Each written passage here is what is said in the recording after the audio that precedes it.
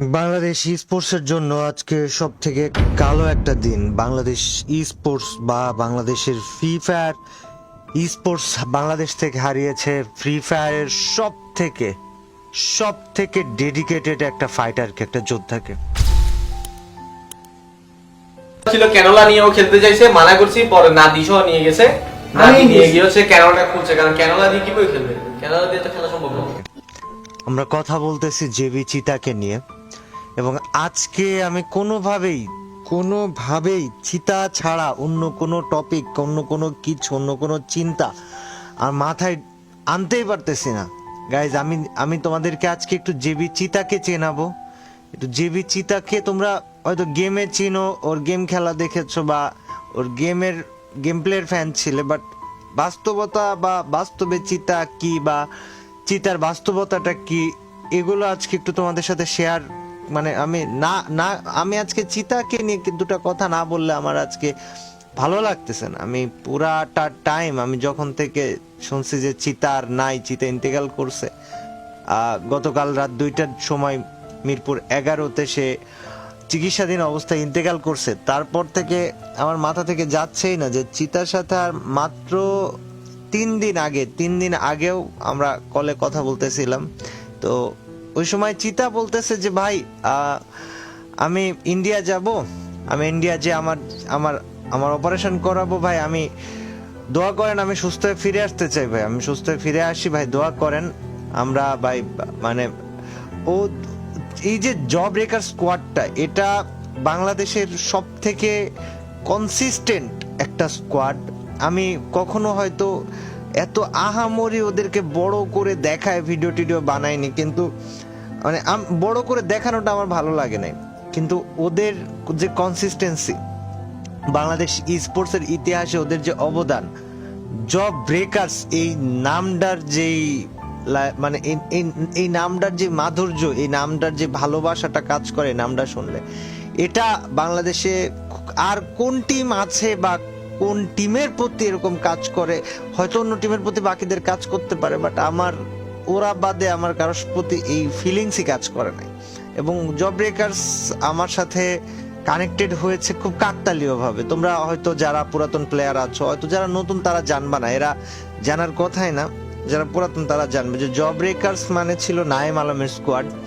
আর নাইম আলম আর আমার সম্পর্কটা ছিল একটু আলাদা রকমের, এবং নাইম আলম যখন ফ্রি ফায়ার ছেড়ে দেয়, জব ব্রেকার্স তখন মোটামুটি হারাই যায়, বলা চলে হারাই গেছিল, ওরা ছিল না, ওরা গায়েব হয়ে গেছিল। হঠাৎ করে রোড টু গ্লোরি টুর্নামেন্ট আসে, আর ওই সময় শোয়েব ভাই এসে আমাকে বলে, কাব্য তোর কি স্কোয়াড রেডি হয়েছে? ততক্ষণে মিস্টার চিপোলার, গেমিং উইথ তালহা বলো, জিকু ভাই বলো, জারাগা বলো, রোস্টেড বলো, মানে সব ইউটিউবারই তাদের টিম ফিক্স করে ফেলেছে। আমার তখনও কোনো টিম নেই, আমি প্যারাও নিচ্ছি না যে দূর, এটা নিব না, একটা টিমকে নিব না। তো বললো যে জব ব্রেকার্স আছে ফাঁকা। জব ব্রেকার্স ফাঁকা আছে মানে? যে জব ব্রেকার্স তো এখনো কারোর সাথে যায় নাই। তুমি কি বলো, জব ব্রেকার্স আবার খেলতেছে? হ্যাঁ, ওরা তো রিসেন্ট টাইমে ব্যাক করছে। তো পরে শোয়েব ভাইয়ের কাছে এই কথা শুনে জব ব্রেকার্স এর সাথে একটা মিটিং অ্যারেঞ্জ করি, আর ওই মিটিং এ উপস্থিত ছিল চিতা ছিল, তারপর ফ্রিক ছিল, মানে তানভীর ছিল, আমাদের সিয়াম ছিল, কুট্টুস ছিল, ওরা সবাই ছিল। ওদের সাথে আমার আনুষ্ঠানিক যাত্রা শুরু হয় এই রোড টু গ্লোরি টুর্নামেন্টের মাসখানেক আগে থেকে। এর মাঝখানে আমরা রোড টু গ্লোরি টুর্নামেন্ট খেলি, হেরে যেতে যাই, মানে 5টা ম্যাচ, ভাবো যে 6 নম্বরেরও পরের পজিশনে আমরা আছি দাম করে। মানে এই যে 5টা ম্যাচ হচ্ছে, 5টা ম্যাচে ফ্রিকের বা চিতার একই কথা যে ভাই প্যারা নিন না, সমস্যা নাই, আমরা জব ব্রেকার্স ভাই, আমরা এক ম্যাচে খেলা ঘোরাই দিই। তো 6 নম্বর ম্যাচে দাম করে এমন একটা গেম প্লে হইলো যে আমার মনে হয় বাংলাদেশ ই স্পোর্টসের ইতিহাসে এটা অন্যতম একটা সেরা ম্যাচ আমার কাছে। আর আমরা সেকেন্ড হই রোড টু গ্লোরি টুর্নামেন্টে। তো চিতা, ওই সময় চিতা, ফ্রিক, কুট্টুস সবাই ছিল। চিতার স্পেসিফিক ভাবে আমি যদি বলি, চিতার ইচ্ছা ছিল যে ওরা 2021 না 22-এর FFBC তে ওরা সেকেন্ড হয়েছিল, রানার্স আপ হয়েছিল। ওদের ইচ্ছাই ছিল বা চাহিদাই ছিল যে FFBC-টা জিতবে, FFBC চ্যাম্পিয়ন হবে, ওদের সে অ্যাবিলিটি আছে। তো সিয়াম মূলত, আমি সিয়ামের সম্পর্কে একটু তোমাদেরকে আজকে বলি। সিয়াম হচ্ছে ইন্টারমিডিয়েটে পড়তো, যদি ওর একটু গ্যাপ গিয়েছিল, না হলে ও এবার SSC দিত। ও ওর বয়স ছিল 20 বছর, আম্মার সাথে থাকতো, মাটি কাটাতে থাকতো, ইসিবি মাটি কাটার ওইখানে থাকতো। তো সিয়াম অসুস্থ হওয়ার পরে খুব বেশি দিন লাগে নাই, আমাকে ফ্রিক জানায় যে ভাই সিয়াম তো এরকম অসুস্থ, ওর তো লাংস ইনফেকশন হয়েছে। আমি ওর সাথে কথা বলি, মানে জিজ্ঞেস করি কি অবস্থা।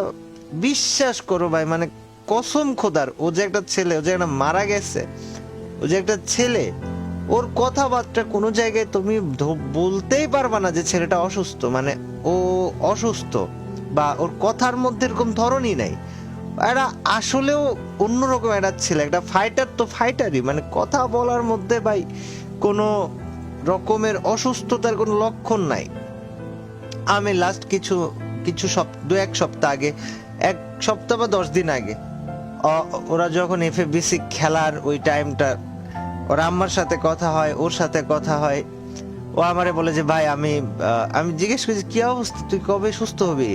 বলে ভাই এখন যেহেতু লাংস ইনফেকশন হয়েছে তো ইন্ডিয়া যেতে চাচ্ছি, ইন্ডিয়া যে একটু অপারেশন করাইতে হবে, বাংলাদেশে ডাক্তারকে দিয়ে অপারেশন করাইলে, ভাই জানেনি তো, মানে বাংলাদেশের উপরে আমাদের ম্যাক্সিমাম মানুষের ভরসা নাই, বিকজ বাংলাদেশ একটা এমন পর্যায়ে থাকার দেশ, এদেশের সব থেকেও এদেশে কিছু নাই, এই দেশের জন্য এর থেকে বড় ব্যর্থতা আর কিছু নাই। আমার ছোট ভাই চিতা সিয়াম যে বেঁচে নাই, সিয়াম বলছে যে ভাই বাংলাদেশে চিকিৎসা করাবো না, আমি ইন্ডিয়াতে ভাই টিকিট করাইতে দিতেছি বা ভিসা করাইতে দিতেছি, আমি ইন্ডিয়াতে যে অপারেশন করবি। কয়েকদিন আগে কথা বললাম, আমি তোমাদেরকে বলি, ওর সাথে আমার লাস্ট কথা হয় হচ্ছে জুনের 30 তারিখে। ও বলে যে ভাই ভিসা অ্যাপ্লাই যে করবে ওনাকে টাকা পাঠাতে হবে। আমি বলি যে আচ্ছা ঠিক আছে, সমস্যা নাই, তুই ঘুমাই যা, আমি রাতের মধ্যে পাঠিয়ে দিচ্ছি। তো ও নিজেকে মানে সুস্থ করার জন্য যথেষ্ট আশাবাদী ছিল ভাই, যথেষ্ট আশাবাদী ছিল। ওর হয়েছিল কি স্পেশালি লাংস ইনফেকশন হয়েছিল, আর যার কারণে ওর হাতে পায়ে সারা শরীরে পানি জমে যাচ্ছিল, এবং লাস্টে সম্ভবত গতকাল রাতে মিরপুর 11-তে তোমার ছিল, ডেল্টা হেলথ কেয়ারে ভর্তি ছিল। এটা প্রাইভেট হাসপাতালে গেছে 2 দিন হইল। এর আগে ফ্যামিলির মানে সবার কাছ থেকে যতটুকু জানতে পারছিলাম যে ওরা একটা সরকারি হসপিটালে ভর্তি ছিল। আমার কথা হচ্ছে সরকারি হসপিটাল রেখে লাভ কি যদি সেই সরকারি হসপিটাল দিয়ে প্রপার চিকিৎসায় না দিতে পারে। অনেকটা টাইম ওকে ডিলে করাইছে, অনেকটা সময় ওকে ডিলে করাইছে, তারপর ওকে প্রপার চিকিৎসা দেয়নি সরকারি হসপিটাল। ভাই তোরা পারবি না, তোরা বলে দে যে ভাই আমরা পারবো না, ডিলে করাইছে, এবং অনেকটা সময় ডিলে করাইছে। মাত্র 2 দিন হয়েছে বেসরকারি হসপিটালে না পেরে বাধ্য হয়ে ভর্তি হয়েছে। তো ও গতকাল রাত্রে, আমি যতটুকু শুনলাম তানভীর মানে আমাদের ফ্রিকের কাছ থেকে, গতকাল রাত্রে সম্ভবত হৃৎপিণ্ডের ভালভে কোথাও একটা পানি জমে যাওয়ার কারণে বা ঢুকে যাওয়ার কারণে ও ইন্তেকাল করে। তবে ওর অনেক বাঁচার ইচ্ছা ছিল, অনেক চেয়েছিল সুস্থ হয়ে ফিরে আসবে, অনেক করে চেয়েছিল। ওকে তানভীর মানে ফ্রিক অনেকবার ওয়ার্নিং দিছে যে তুই এভাবে ডিলে করিস না, এটা দ্রুত অপারেশন করা। ও মানে কিছু বলার নাই।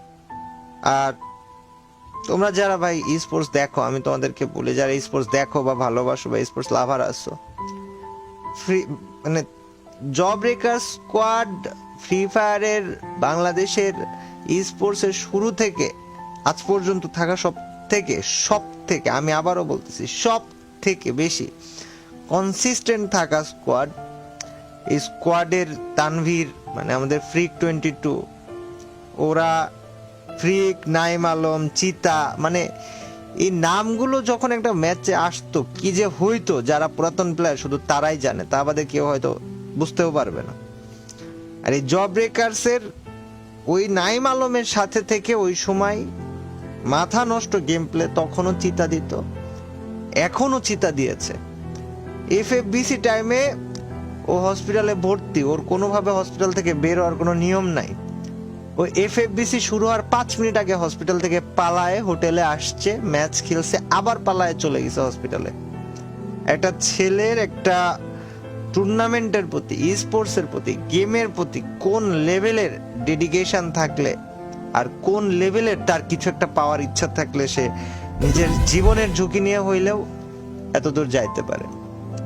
যাক গাইস, এই যে প্রোফাইলটা, এটা আমাদের চিতার প্রোফাইল। আমি সার্চ করতেছি যখন, আমি দেখতেছি 1-2 ঘন্টা আগে অনলাইনে ভাই, আমি 3 দিন আগে ওর সাথে কথা বলছি। হ্যাঁ, আমি কোনোভাবে মানে আমি নিউজটা শোনার পর থেকে ভুলতেই পারতেছি না যে ওর লাস্ট কথাটা যে ভাই আমি ইন্ডিয়া যাব, অপারেশন করব, ভাই দোয়া করেন আমি একটু সুস্থ হয়ে ফিরে আসতে পারি। জান আমি ওরে বললাম যে তুই যা, সমস্যা নেই, আমরা আসি, তো টাকা পয়সা নিয়েও চিন্তা করিস না, লাগলে আমি আসি, লাগলে ইউটিউবাররা সবাই আছে, লাগলে ফ্রি ফায়ার কমিউনিটি আছে। আসলে টাকা পয়সাটা মেন না, আল্লাহ তাআলা যাকে যখন যেভাবে নিয়ে যাওয়ার তখন সেভাবে নিয়ে যাবে, এটাই স্বাভাবিক। এই চিতা নামটা তোমরা আজীবন মনে রেখো। এবং বাংলাদেশের ফ্রি ফায়ারের প্রতি আমার নিজের পার্সোনাল ভাবে রিকোয়েস্ট থাকবে যে চিতা নামটা এটা যেন ফ্রি ফায়ার ই স্পোর্টস এর সাথে আজীবন কানেক্টেড থাকে। ফ্রি ফায়ার নিজে যেন এই চিতা এই নামটাকে আলাদাভাবে রিকগনাইজেশন দেয়। আর যদি ফ্রি ফায়ার না দিতে পারে, এটা ফ্রি ফায়ারের জন্য ব্যর্থতা, এটা ই স্পোর্টস এর জন্য ব্যর্থতা, এটা আমাদের জন্য ব্যর্থতা হবে। ওর জন্য তোমরা দোয়া করো। মাত্র 20 বছর বয়সে ভাইটা আমাদের চলে গেছে, ওর আম্মার উপর দেখি যাচ্ছে, এটা হয়তো ওর আম্মাই জানে, আর কেউ বলতে পারবে না। মানে বুঝতেই পারতেছো ভাই যে তার ছেলে নাই। আর গাইজ আমি তোমাদেরকে একটু বলে দেই, চিতার মানে ওকে দাফন করা হবে হচ্ছে ওর ফেনীতে, ওর গ্রাম যেখানে এলনা পাথর, ছাগলনাইয়া, ফেনী, এখানে। তো কেউ যাইতে চাইলে যাইতে পারো। আজকে সম্ভবত বাদ এশা ওর জানাজা অনুষ্ঠিত হবে এলনা পাথর, ছাগলনাইয়া, ফেনীতে। দোয়া করো তোমরা, এবং এই একটা শব্দ মনে রাখো যে চিতা বাংলাদেশে একটাই ছিল, একটাই হয়েছে, একটাই চিতা আজীবন থাকবে, আর কোনো সেকেন্ড চিতা হবে না। ওর জন্য দোয়া করো, আল্লাহ তাআলা যেন ওকে মাফ করে দেয়, জীবনে যদি কোনো ভুল ত্রুটি থেকে থাকে, কোনো কবরের আযাবটাও মাফ করে দেয়, এবং ওকে যেন জান্নাতুল ফিরদাউস নসিব করে। তোমরা চিতা নামটাকে ফ্রি ফায়ারের স্পোর্টস এর ইতিহাসে আজীবন বাঁচায় রাখবা। তোমরা এই দায়িত্ব আমি নিচ্ছি, তোমাদেরকে দিচ্ছি, এবং ফ্রি ফায়ার যেন চিতাকে আলাদাভাবে রিকগনাইজেশন দেয়, যেন আজীবন স্পোর্টস এর সাথে জেবি চিতা এই নামটা লেগে থাকে। আল্লাহ হাফেজ সবাই।